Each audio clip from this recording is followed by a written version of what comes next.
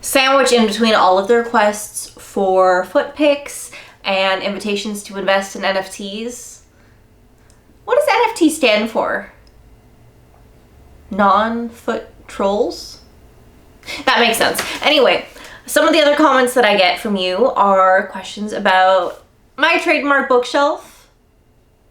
And you may be surprised to hear this, but I, unlike Leia Michelle, am an incredibly well-read person. It's true. I've read every single book on this bookshelf. I haven't read any of the toys though. You can't read toys, idiots. So in honor of Halloween, I thought that I would share with all of you some of my spookiest books. Let's see. Here is a history of being buried alive. I used to think this was actually a really big deal that happened all the time. I mean, it's like in all the ghost stories, but apparently not.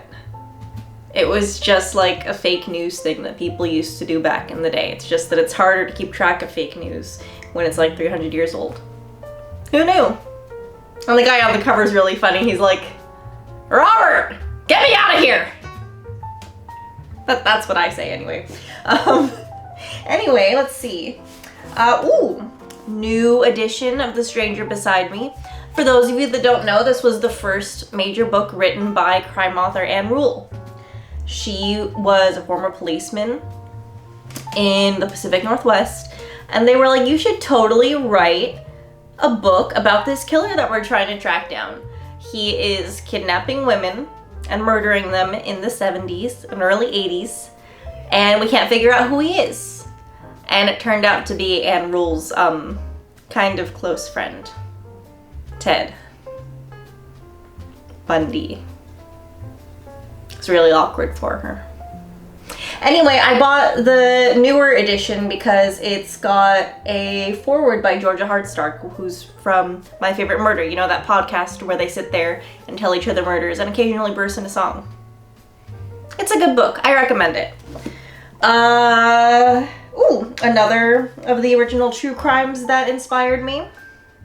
Anne Frank, Diary of a Young Girl. The Holocaust was definitely a true crime. It was true, despite what I bet some people say to you on YouTube, and it was a crime. It's a good book. Gone Girl. I bet y'all remember Gone Girl.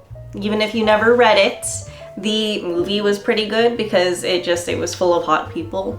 And so we all went to watch it, and we're maybe a little bit horrified by how much fake blood came out of Neil Patrick Harris, and how beautiful Rosamund Pike is, even when she's being cuckoo fucking clock crazy. But still so pretty, and I'm not usually into blondes. This book, From Here to Eternity, is all about the different ways that people honor each other's bodies after they die. There's a place in Asia where you can get a sky funeral and the vultures come and peck your body clean. There's a place in, I think, Colorado where you get cremated on a pyre and all your family and friends can come and watch and, barbecue during the day. Although barbecue, I think, at a cremation would be kind of in really poor taste. Maybe more of a picnic.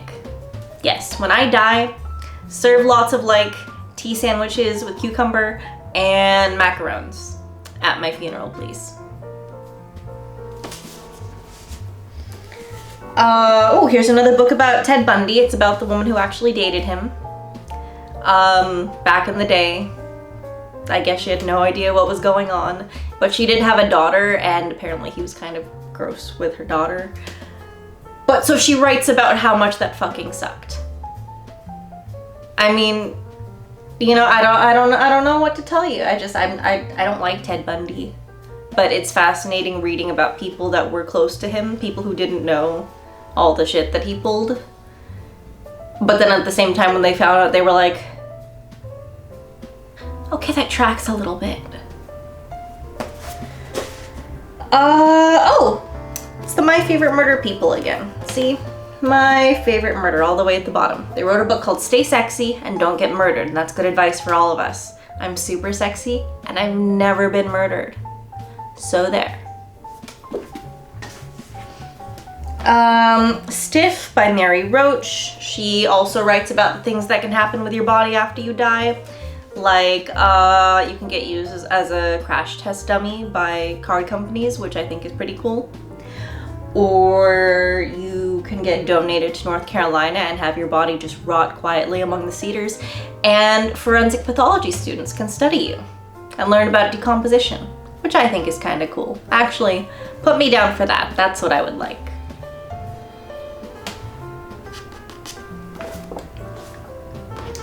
And here's an entire book about how the Western funeral industry is a complete ripoff. The caskets, the embalming fluid, you don't actually need any of that.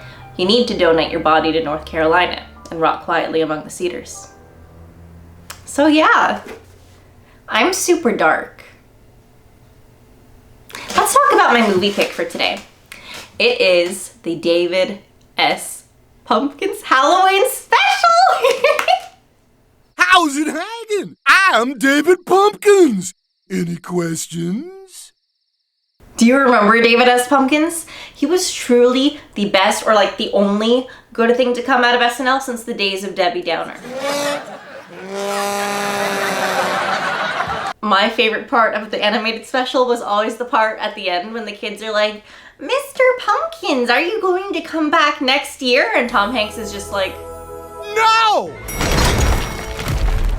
Tom Hanks is truly a national sweetheart, despite what he did to Pinocchio. Starlight, star bright, first star I see tonight.